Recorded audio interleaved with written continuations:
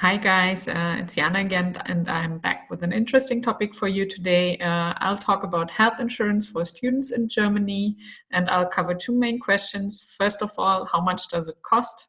Question which might be bugging you. And then the second really important question I get really often from the persons I work with or recruit is, can I have a part-time job or student job while I'm studying here in Germany? And that's really important because you want to maintain your student status when you look at health insurance here, because it's much cheaper than what you would pay if you don't have a student status. But that's something I'll explain you a bit more in detail. First of all, main fact, you have to have a health insurance when you're studying in Germany. Actually, everyone has to have a health insurance over here, so you have to deal with the topic if you're coming here for your studies, just to cover the basics. Then another factor, we have a public health insurance system here in Germany, which works quite well. If you have not researched about this yet, or if you are confused about what the actual difference between public and private insurance here is and how it affects the amount you pay per month, I would suggest you to check out my last video where I have explained the main differences. It's a bit longer than my usual videos, but it's worth doing this deep dive because it'll make the decision much easier for you. Because the question I often get is, what should I go for, public or private insurance? And then if I have done this decision, which exact insurance provider should I go for? But let me tell you one thing, it's your choice. I can only help you understand the basics, but then I think your choice will be quite clear if you've understood the full topic. In general, I can say switching from public to private insurance as a student is possible within the first 3 months of your studies here. The other aspect is switching from private to public insurance can be a bit of a challenge because here we have this whole social security setup, and the state actually wants to make sure that you go for a public insurance. Otherwise, the system wouldn't work, right? So really do a deep dive before taking your decision. It's worth it. Check out the video. But now let me get back to facts about student health insurance here. How much do I have to pay for it? Main factor. Here, if you have a public insurance, and that's the main aspect I'm going to talk about, your age is all that matters. Apart from that, the fee is standardized. So if you are below 30, your monthly fee as a student will be approximately 90 euros per month. If you are above 30 years, you have a monthly minimum fee of 170 euros or even more, depending a bit on your overall status as an employee or freelancer. So it's a bit more related to income. But my guess is most of you will be below 30 if you come here as international students. So your basic fee will always be approximately 90 euros, unless you come here with your family, so with your parents.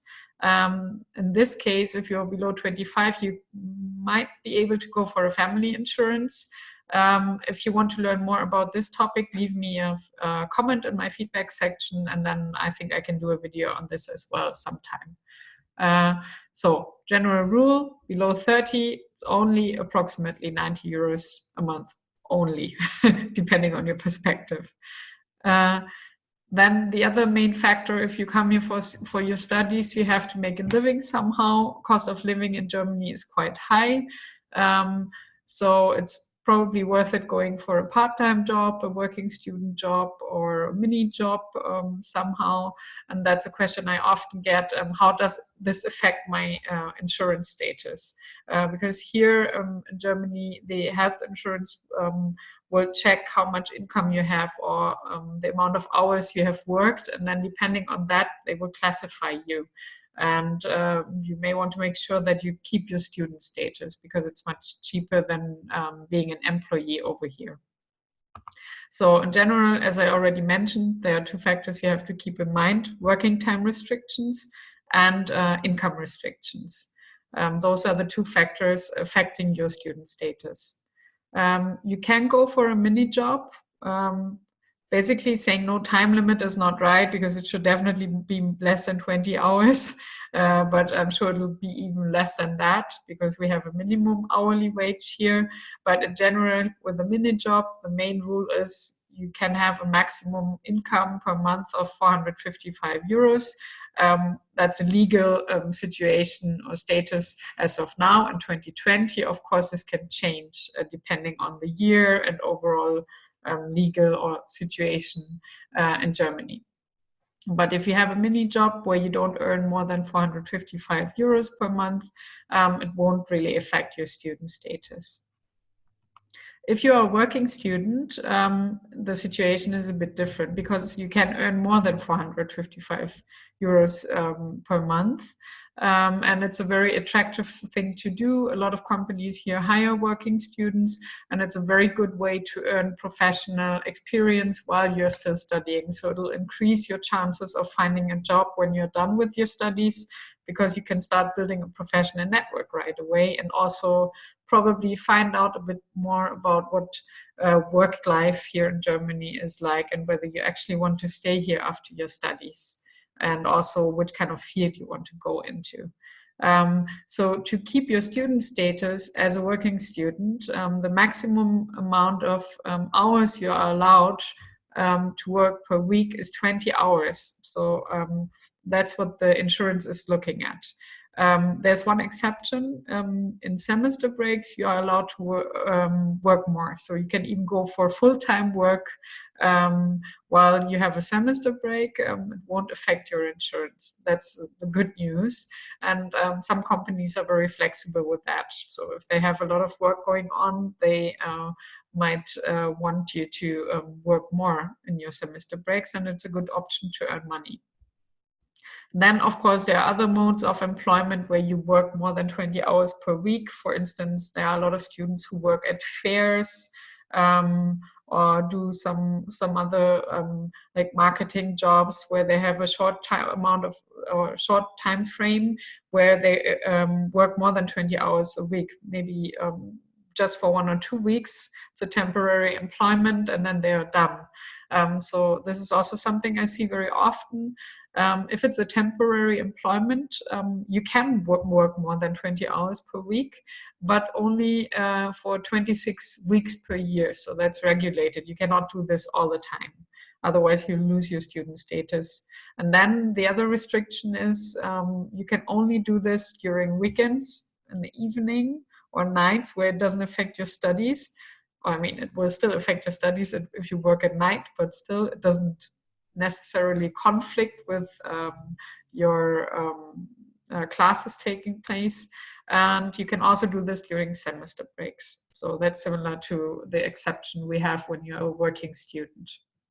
The other option is, if you have a permanent employment, as I already mentioned, you can work full-time in semester breaks, or more than 20 hours at least. So it's possible to do that, but you have to be very careful with it, and your insurance will probably ask for a proof to make sure that you have kept in mind those restrictions, because there are a lot of persons who try to keep their student status but are actually not students anymore, but maybe doing freelance jobs or other jobs, and then they try to keep a student status because it's much cheaper than the minimum fee you would have to pay otherwise. Yeah, so those are the main factors to keep in mind. If you exceed any of these limits, you are no longer eligible for public student health insurance. Basic fact. So keep this in mind when you're looking for a job. In general, I have to say that employers over here like to employ students, working students, or persons who go for a mini job, because the social security contributions they have to pay are also lower than if they employ a full-time permanent employee, for instance. So it's worth it for the companies as well, because the deductions are much lower. So I think your chances of finding a job here as a working student are quite high. So that was it on public health insurance for students over here. If you have a private health insurance as a student, rules might be different, and tariffs are also not standardized, so it'll be different depending on the insurance you're going for. So you will have to do some individual research on that. That was it. Leave me questions or feedback. I'm always happy about that. Also, leave me a comment if you have a certain topic you would like me to cover, and I'll make sure that it's going to be covered in some of my next videos. So I hope to see you soon in one of my next videos.